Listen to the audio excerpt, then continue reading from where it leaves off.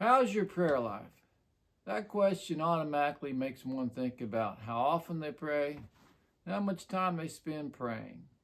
Those are two good indicators of one's prayer life, but they're not the best indicator. If you were a fisherman and you fished hours every day, you knew the best places to go, you bought the finest bait and always used the highest quality fishing equipment, well, I would think you must be pretty good at fishing. However, if I asked you how many fish you caught and you told me none or one once in a while, I would change my mind about how good a fisherman you really were. So the best indicator of your prayer life is how many of your prayers get answered. Now, there are many reasons why prayers don't get answered. And Standing in the Gap Ministry would like to help you look at each one of those. For now, let's just look at 1 Peter 3:12. For the eyes of the Lord are over the righteous, and his ears are open unto their prayers. But the face of the Lord is against them that do evil. Now, there are two groups of people mentioned there. The first is the righteous. Now, it doesn't say Christians or the saved or his people. Now, arguably, to be righteous, well, you're going to have to be in Christ. So you're going to have to be a Christian and one of God's people. But there are Christians that don't live a righteous life. They don't do what's right in the eyes of the Lord. And this verse and that word righteous really has the intent of one doing what is right in the eyes of the Lord, whose ways are right with God. The second group is them that do evil. Now, it doesn't say the unsaved, it says them that do evil.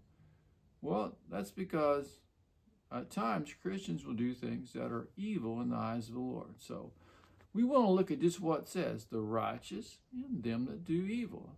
Now, this is a critical point if we want our prayers to be answered.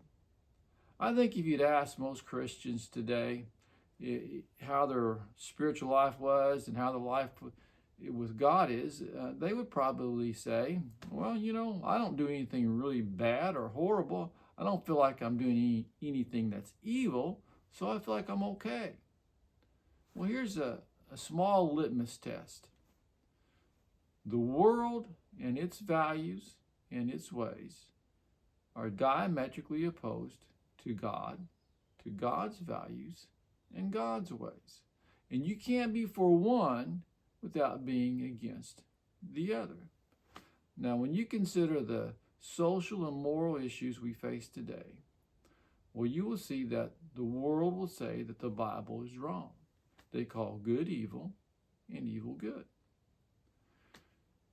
If a panel of judges was to examine your life, the things that you support, your values, the things you say, the things you don't say, the way you live your life, would they determine that your life aligns with the world or with God?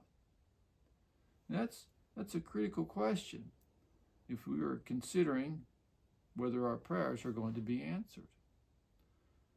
This nation is in desperate need of answered prayers.